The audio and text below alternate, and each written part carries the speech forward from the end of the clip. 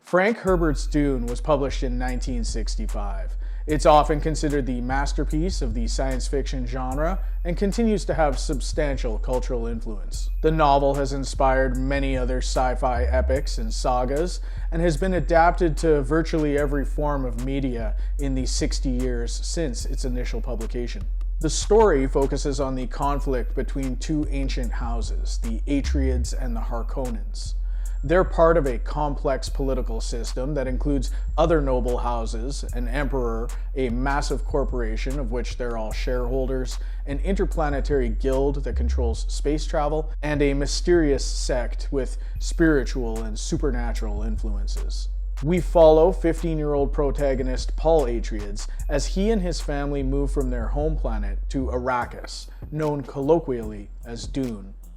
There, he embarks on an epic journey as he comes to understand himself and the compound competing factors that surround him.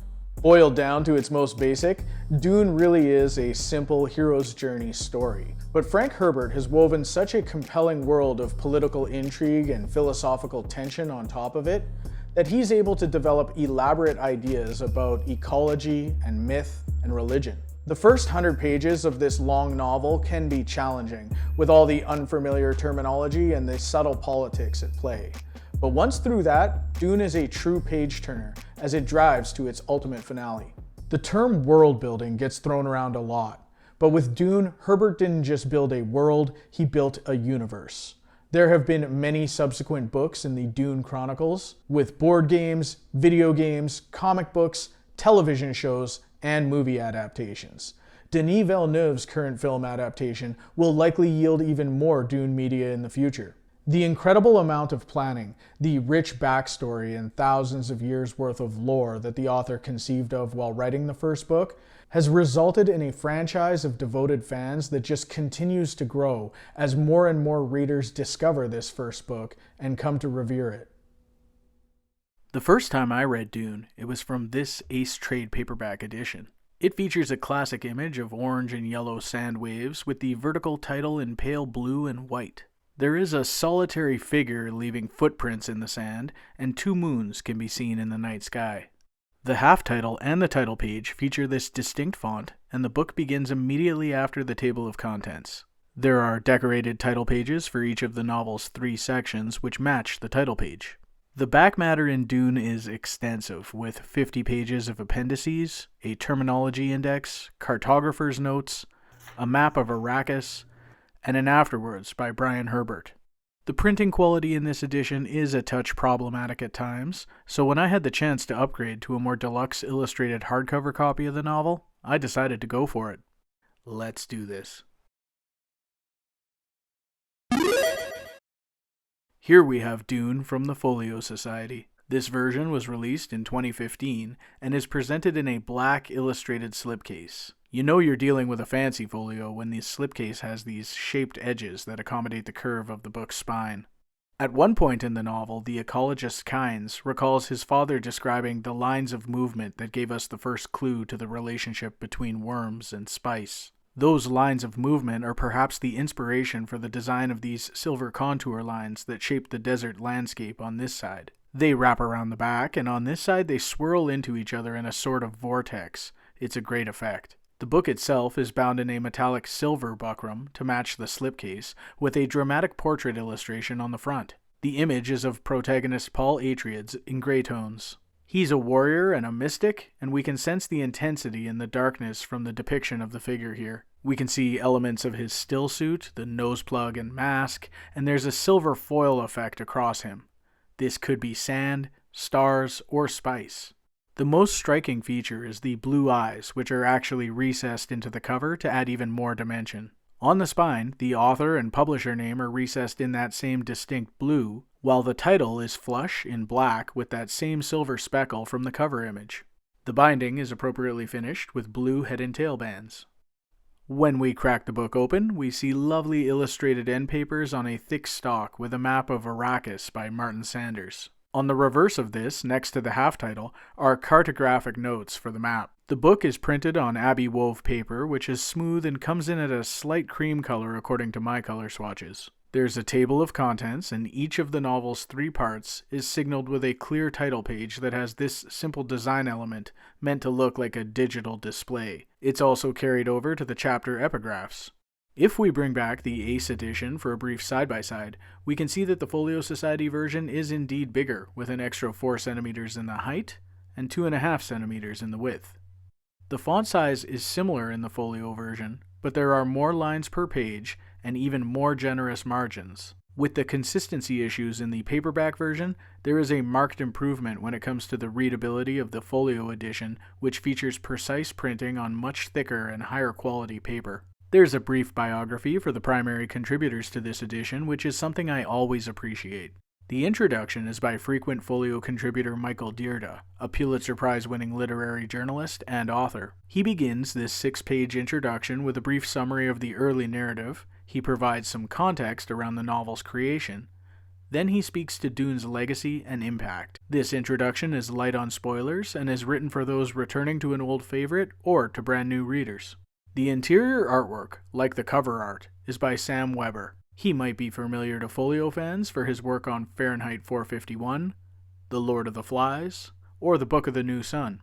For Dune, he has provided color illustrations and 10 black and white chapter headings. Let's take a quick look at the black and white art. These small drawings that appear above key chapters are done with ink and charcoal and include important objects, like this stringed instrument called a balisette. They only occur once every 4th or 5th chapter, and they always make for a quick visual treat when they're encountered during the reading. Weber also provides 13 color illustrations done in oil paint. They are presented on thick textured matte paper and typically land within 15 pages of the text they correspond to. Let's take a detailed look at that artwork now. This first illustration is a depiction of the test Paul Atreides undergoes at the beginning of the novel. The Reverend Mother has him place his right hand in a box that causes an intense sensation of pain, while she holds the poison Gom Jabbar to his neck. Everything about the composition suggests a religious theme. The Bene Gesserit robes are like a nun's habit. Paul's left arm is over his heart as he turns away from the darkness and looks with upturned eyes towards the light. While the Reverend Mother's face is in shadow, Paul's face is illuminated. The gray window in the background with the ornate decorations combines classical elements with modern flourishes, and that establishes a perfect aesthetic for the book. The predatory look in the woman's face, the gold and green colors of the box, all the elements of this image reveal a close fidelity to the textual details that describe this test of human awareness. While the previous piece was a depiction of the innocent protagonist, the second is a depiction of the antagonist, the Baron Vladimir Harkonnen. He is presented in portrait and is emerging out of the shadows, almost without color. Only the jewels on his rings have a hint of color, while the rest of the composition draws the eyes to his bulbous proportions, and the devilish angles of his hair, brow, and lips suggest that this is a character of pure evil. The third piece is a portrait of Hawat Thufir, Duke Atreides' Mentat strategist. At this moment, he's meeting with the Lady Jessica as each tries to determine if the other is a traitor to the family. It's a conversational duel. We can read an intensity in his face despite his slouched posture in the chair, and the hand to his brow is perfect for this master of logic. The fact that he's depicted on a split of light and dark may reveal Jessica's concerns about him in this scene, or it may foreshadow where the character eventually ends up. He's described with rheumy old eyes that glitter, with leathery skin that appears faintly yellow in the room's light. We can appreciate some of the impressive costume design work by Sam Weber with the belt buckle, the high boots, and especially with that ornate staff. The fourth image is the first of 3 double-page spreads, and it features a close-up of a scene between Dr. Yue and Duke Leto Atreides. The Duke has just been paralyzed by a poisoned dart and is lying vulnerable but alert. He listens as the diamond-tattooed Yue explains his plan to assassinate Baron Harkonnen, with the poison gas hidden in this false tooth. The unusual proximity of these two figures helps convey the hushed tones of this desperate conversation, and the facial details of both men, including Yue's scar, are on full display here.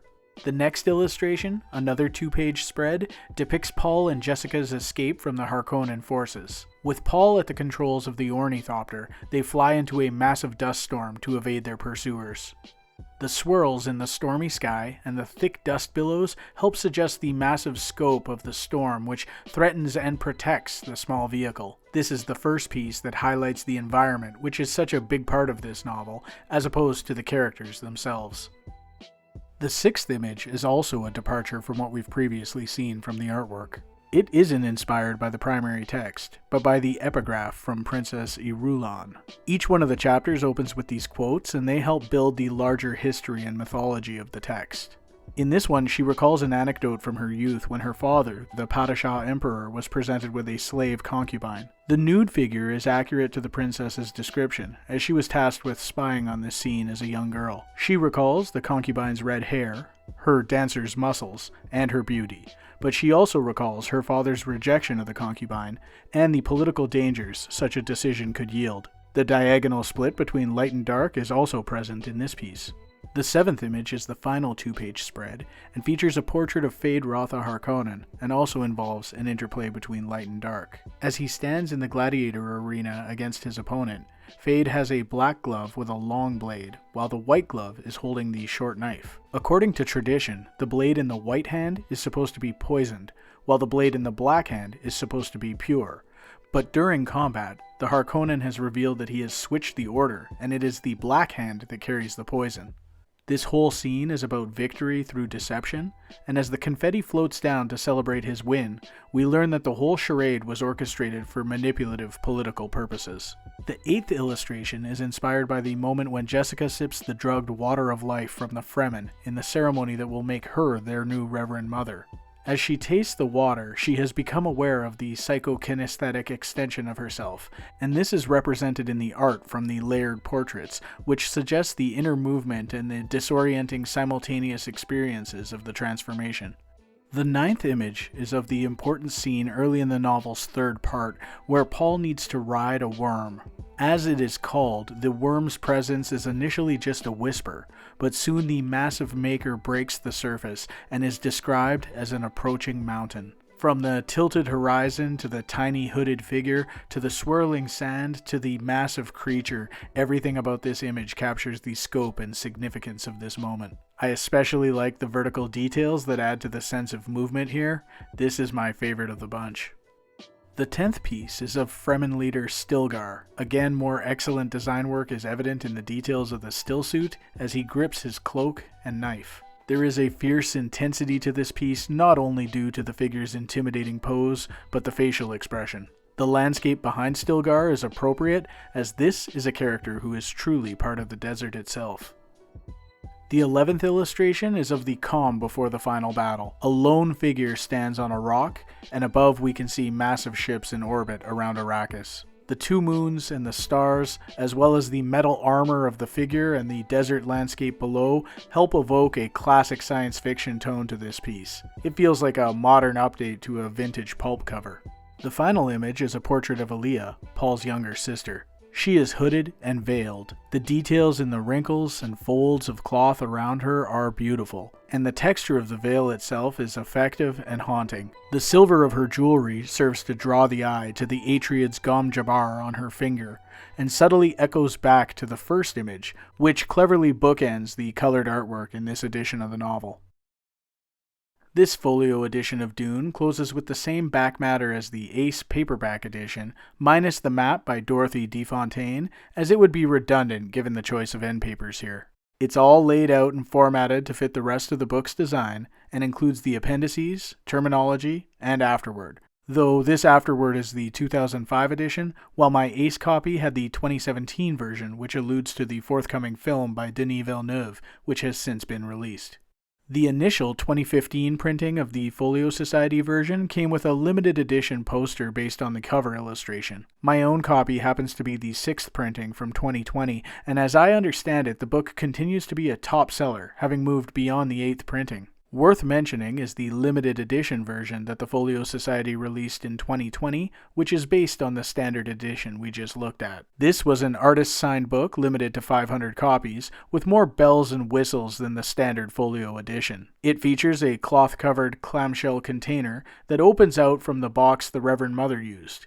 It's got red page tops, a ribbon bookmark, different end papers, two-tone interior printing on thicker paper, a brown cloth cover, a print, and a second volume of commentary, which is basically the same front and back matter from the standard edition, pulled out and bound together as a separate volume. Beyond the new artwork for the box, book cover, print, and fold-out map, this limited edition contains all the same artwork from the standard edition, except for one exclusive piece of interior art featuring Lady Jessica in the Arakeen Conservatory. This limited edition was priced at between 5 and 6 times the cost of the standard edition and sold out very quickly. It now commands absurd prices on the secondary market, but honestly the standard edition is pricey enough for my own budget. In my world, it's enough of a luxury purchase on its own. It has a distinct presentation, a quality build, and is anchored by a strong design. With the problematic printing issues that my old trade paperback edition suffered from, and with the recent release of Dune Messiah, which suggests that they'll eventually get to the others, I'm happy moving it to the box of doom, because now I have this lovely copy to proudly display on my shelf. As always, thanks for watching, and keep an eye out for future videos. When it comes to the stories you love, it's always worth upgrading your books.